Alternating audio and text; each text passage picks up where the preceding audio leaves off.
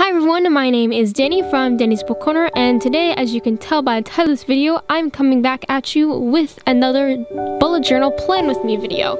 I'm going to apologize very quickly for not being on YouTube. School got crazy, I graduated, all that good stuff. So let's get into this video. So as you can see, I am coloring the top bar of my July calendar, and also just a quick note, I did get a new bullet journal from the last bullet journal video that you saw me do on this channel. This one I got from Amazon, and it does have a dotted pages, which is really helpful. I think it's so much better than just having normal lined paper.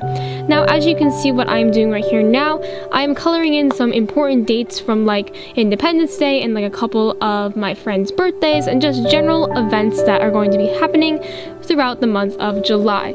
So I'm actually super excited for July 25th because I'm going to be seeing Panic at the Disco with one of my really good friends.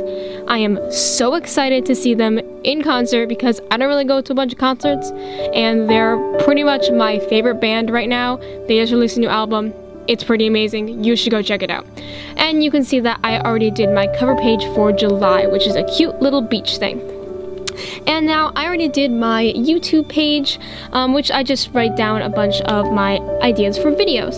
And now here's my reading tracker, which works pretty simply. All I do is write the name of the book and the author, and then I make this bar which I can track my progress of the book, and then next to that I'm going to draw however many stars I think the book is worth.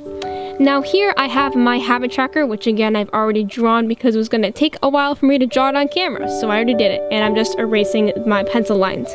I wanted to do this habit tracker because mainly I want to track my no spending and workout things, and then I just generally want to track my habits. I'll see what I do with the data when I finish that. And I think this is the first time that I am doing a mood tracker in one of my bullet journal videos. I did do one in my previous bullet journal, but I didn't really like how it came out and I really didn't use it. Hopefully it'll help motivate me to actually use it. I got this idea from 17's YouTube channel because if you notice that they do a bunch of bullet journal videos, and I've been getting a lot of ideas from watching that channel, and I think it's really great. And for me, I prefer to have words describe what kind of moods and feelings that I can feel rather than just having a kind of tracker of like smiley faces. You know the one I'm talking about. For some people it works. Personally for me, it doesn't really work all that great.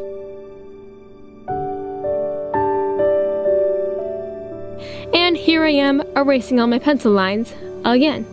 But yeah, I think this is a really cute mood tracker, and I hope that I will actually use it this month. I think it's gonna be really interesting to see. Alright, so now this is one of my good pages that I started to use last month, actually, in June. This is my expense tracker, which is very simple, and I actually forgot to decorate it a little bit more, so it looks a little bit better than what you're seeing on screen right now. But it's very simple. All you do is put the date, the item, and the cost of that item. Now on the right, you can see that I'm going to be doing my budget spread, which I think having my expenses and my budget spread like on the same two pages is really helpful. So all I do is I write down my income and then my expenses. So I organize my expenses by category. Again, I got this idea from the 17 YouTube channel. So how I like to organize my expenses is by organizing them by category. So and I use this in conjunction with my expenses page on the left. So I didn't do this in this video, which I should have done, but it's okay.